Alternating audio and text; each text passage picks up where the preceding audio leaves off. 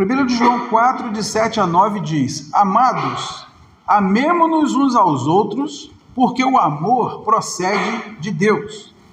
E todo aquele que ama é nascido de Deus e conhece a Deus. Aquele que não ama não conhece a Deus, pois Deus é amor.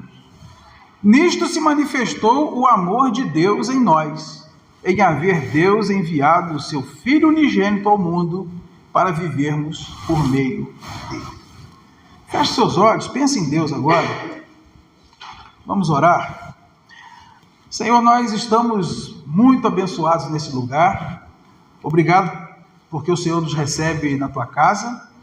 Obrigado porque o Senhor um dia se lembrou de nós, nos tirou de um lugar terrível, de uma vida sem esperança, sem graça, e nos colocou na família bendita do Senhor.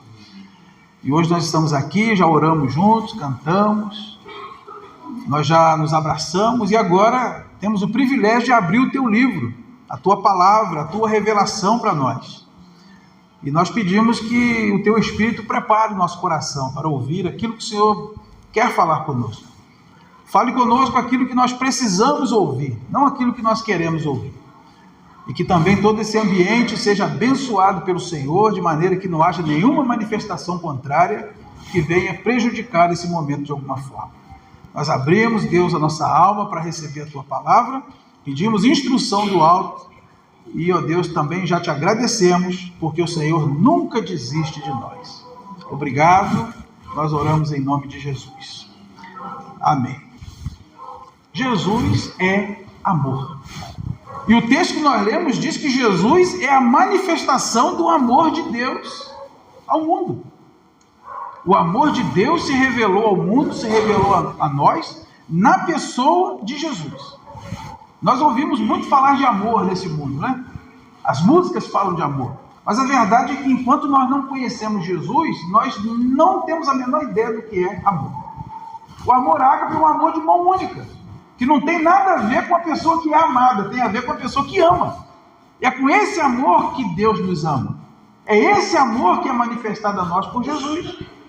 Por isso nós lemos lá em Romanos 5:8, que Deus prova o amor dele por nós, o ágape, pelo fato de ter Cristo morrido por nós, sendo nós ainda pecadores.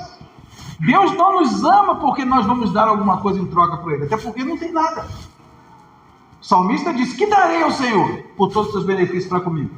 O que nós poderíamos dar a Deus, se tudo é dele? A Bíblia diz que nada trouxemos para esse mundo, nada levaremos dele. Então o que alguém que não tem nada pode dar a alguém que já tem tudo? Então é um amor de mão única. É um amor que ama porque é bom amar. É um amor que ama porque a essência dele é amar. Jesus é a manifestação desse amor de Deus, do amor ágape. E a Bíblia traz algumas verdades sobre esse amor. Em primeiro lugar, a essência de Jesus é um amor sobrenatural. Em Romanos capítulo 5, versículo 5 diz assim: ora, a esperança não confunde, porque o amor de Deus é derramado em nosso coração pelo Espírito Santo que nos foi outorgado. Esse amor ágape não é produzido em nós. Você não encontra esse amor na natureza. Ele é sobrenatural, ele só pode estar em nós se vier do alto, derramado sobre nós pelo Espírito Santo.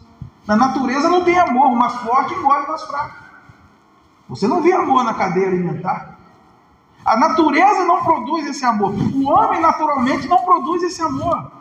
Porque depois da grande rebelião que aconteceu lá no Éden, que Gênesis capítulo 3 descreve para nós não temos mais condição de produzir esse amor. Davi disse no Salmo 51, eu nasci em pecado, e em pecado me concebeu minha mãe. A Bíblia diz que a estultícia está ligada no coração da criança, é a disciplina que retira. Então esse amor de Deus, ele é sobrenatural. A grande rebelião ofuscou em nós a imagem e semelhança de Deus. Nos tornou mesquinhos, egoístas. E a única forma de manifestarmos esse amor ágape, é recebendo dessa essência de Deus, que é derramado sobre nós pelo Espírito Santo. E quando é que o Espírito Santo é derramado sobre uma pessoa? No dia que a gente se reconhece um pecador, se arrepende, se volta para Deus e recebe Jesus como Senhor e Salvador, o Espírito Santo é derramado sobre nós. E ele passa a fazer habitação em nós. Nesse momento, o amor de Deus passa a habitar em nós. Porque eu não sei amar as pessoas. É Deus que sabe amar as pessoas. E eu só vou poder amar as pessoas se eu amar com o amor de Deus. Se eu me aproximar de Deus de tal maneira que eu diga como o apóstolo Paulo: já não sou eu quem vive, mas Cristo vive em mim. Se depender só de mim, não tem jeito. Então, quando o Espírito Santo vem habitar em nós, ele começa a restituir a imagem de Jesus que nós perdemos lá atrás. Em 2 Coríntios, capítulo 3, versículo 18, diz: e todos nós, com o rosto desvendado, contemplando como por espelho a glória do Senhor, somos transformados de glória em glória na sua própria imagem, pelo Senhor o Espírito. Ou seja, o Espírito Santo habita em nós, ele vai nos moldando, vai tirando de nós tudo aquilo que nos faz diferente de Jesus e vai nos tornando semelhantes a Jesus novamente. Todos nós conhecemos pessoas que já são bem parecidas com Jesus, porque levam Deus a sério e deixam o Espírito Santo, que usa a palavra, que usa os cultos, que usa a pregação, que usa pessoas, para ir nos moldando, para tirar de nós a morte e acrescentar em nós a vida, para tirar de nós o egoísmo e acrescentar em nós o amor. Alguém já disse que tirar a gente do inferno é a parte fácil. O difícil é tirar o inferno de nós, porque é uma obra que vai durar a vida inteira. Filipenses 1,6 diz: aquele que começou a boa obra vai completar no dia de Cristo Jesus. Todos nós estamos em obra. Para ficar ruim ainda tem que melhorar muito. Quando nós olhamos para nós e olhamos para Jesus, está muito diferente ainda. Mas graças a Deus, quando a gente olha para trás, a gente já não é mais também o que a gente era. Porque o Espírito Santo vai melhorando a gente a cada dia. Em segundo lugar, a essência de Jesus é um amor imutável. Vamos ler em Romanos capítulo 8, versículos 35 e do 37 ao 39. Diz assim: quem nos separará do amor de Cristo? Será tribulação, angústia, perseguição, ou fome, ou nudez, ou perigo, ou espada?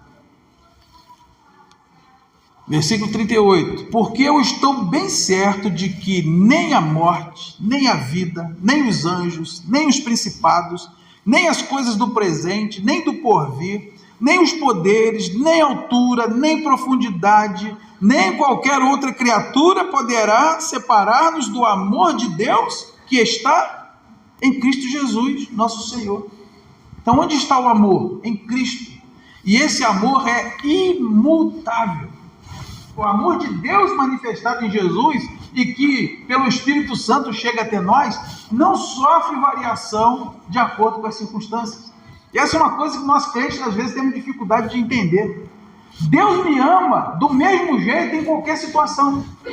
Se eu estou fazendo tudo certo, Deus me ama. Se eu estou fazendo tudo errado, Deus me ama também. Se eu obedeço, Deus me ama. Se eu desobedeço, Deus me ama do mesmo jeito. A diferença são as consequências, que eu só tomo prejuízo quando eu faço diferente daquilo que Deus diz que eu tenho que fazer.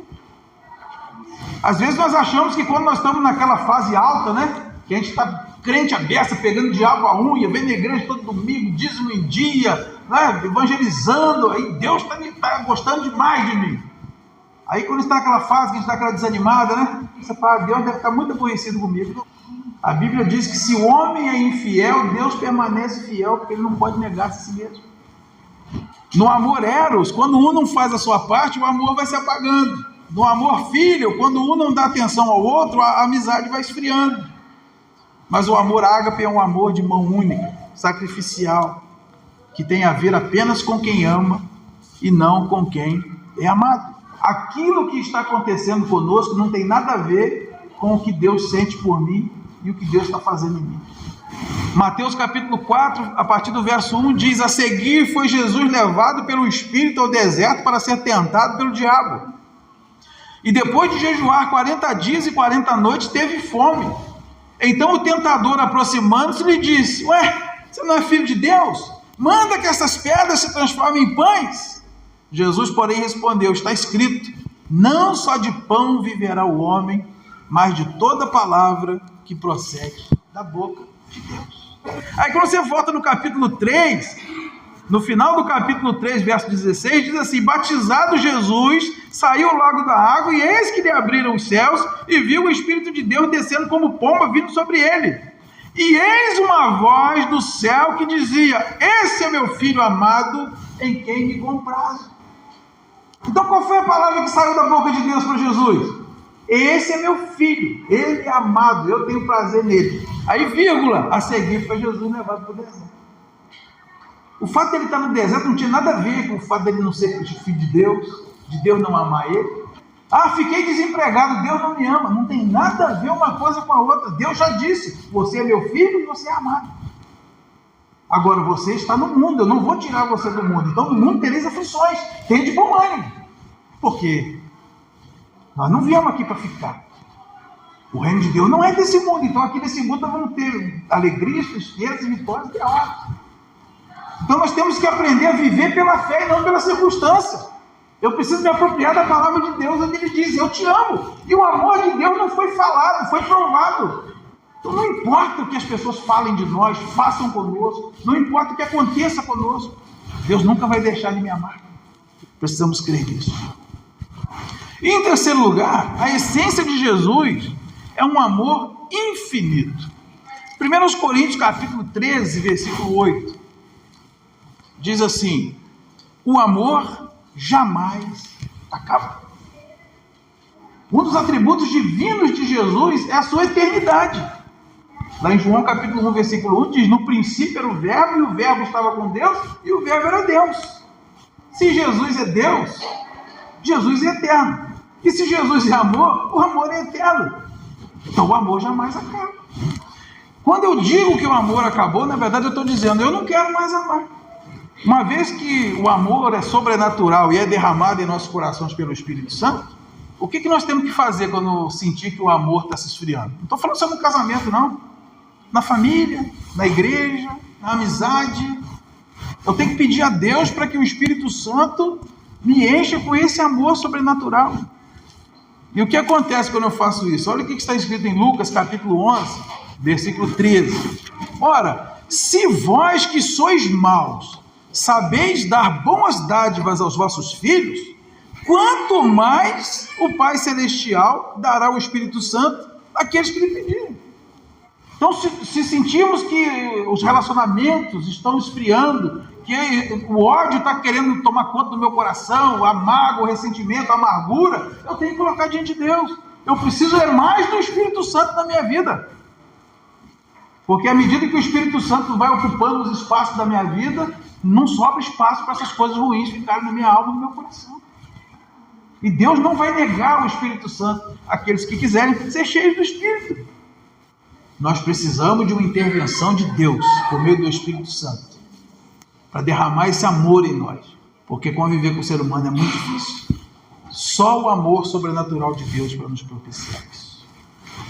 Concluindo, irmãos, quando entendemos que o verdadeiro amor está em Jesus, isso mexe completamente com o nosso conceito de amor. A gente vai ver que a gente aprendeu tudo errado sobre amor. A Bíblia diz que o amor é um mandamento. O amor não é um dom. Lá em João capítulo 13, versículo 34, Jesus diz: novo mandamento vos dou, que vos ameis uns aos outros. Amar não é um dom. Dom é aquilo que a gente recebe de Deus, querendo ou não querendo. A gente não escolhe. Dom é presente. Uns cantam, outros pregam, outros evangelizam, outros curam, outros falam em línguas. Dom é isso. Você não escolhe: Deus, eu quero esse, quero aquele. Deus dá o que quer para quem quer. Isso é dom. O amor não é assim, não. O amor é para todos. Por isso que lá em Efésios capítulo 5, Jesus diz: maridos, amai vossas esposas. Se o amor fosse dom, eu falo assim: eu queria, mas eu não tenho esse dom. Eu estou mandando: maridos, amai vossas esposas. Se é uma coisa que a gente não pode obedecer, como é que Deus manda? Então o amor depende da minha disposição de estar na presença de Deus. A Bíblia também diz que o amor não é um sentimento, o amor é um caminho. 1 Coríntios 12, 31. Eu vos mostrarei um caminho sobremodo excelente. Sentimento é coisa do coração, e o coração é enganoso. Quem nunca gostou da pessoa errada? Seja namoro, seja amizade. Então o amor não é sentimento, sentimento passa. O amor é um caminho que você entra nele e vai em frente fazendo o que o amor diz que você tem que fazer.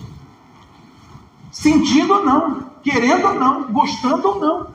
É uma ordem de Deus: amai-vos. É mandamento. O que mandamento tem a ver com sentimento?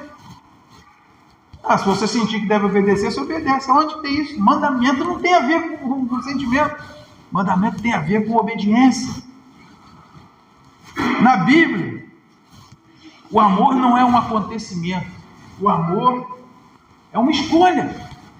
O amor não acontece, não. Se você ficar esperando, não vai acontecer nunca. Tem um monte de solteirão e solteirona aí que não casou porque está esperando o amor acontecer. Se você quer um relacionamento, você é crente, vem um outro crente, quer namorar, quer casar, você tem que orar a Deus e perguntar o que ele acha. E se você quiser aceitar, pode aceitar, que não tem errado não. Mas se não for minha alma gêmea, esquece, que alma gêmea. A Bíblia não diz que você tem que casar com quem você ama. A Bíblia diz que você tem que amar com quem você casa. Nos tempos bíblicos, ninguém nem conhecia a pessoa antes de casar. Esse negócio de namorar, beijar, conhecer, ir na casa, noivar. Hoje em dia faz até test drive, né? Para ver se vai casar ou não. Isso não tem nada a ver com a Bíblia, com o amor da Bíblia, não. O amor é uma escolha. Se eu quiser amar uma pessoa, eu vou amar. Aí você vai fazer aqueles testes bíblicos, né? É crente? Se não for, não me interessa. Beleza, é crente. Gosta de trabalhar? Se não gosta, não me interessa. Gosta de trabalhar, beleza. Trata bem as pessoas? Trata bem as pessoas. Se tratar mal, não me interessa. É esse tipo de amor, que é a escolha, que dura até a morte. As pessoas que constroem famílias sólidas, que vão até o fim, são aqueles que amam o amor de Deus. Porque esse amor vence os desertos da vida. Porque a gente é alimentado por aquilo que sai da boca de Deus. O verdadeiro amor é Deus, é Jesus. De tudo que Jesus é para nós, o que mais nos faz bem é o fato dele ser amor. E esse amor de Cristo nos constrange. Esse amor de Cristo enche a nossa vida de tal maneira que a gente consegue romper com todas as dificuldades, sabendo que há alguém no céu que nos ama, que não desiste de nós, e que a cada dia vai cuidando de nós em detalhes, e será assim até o último dia. Amém, queridos? Vamos ficar de pé.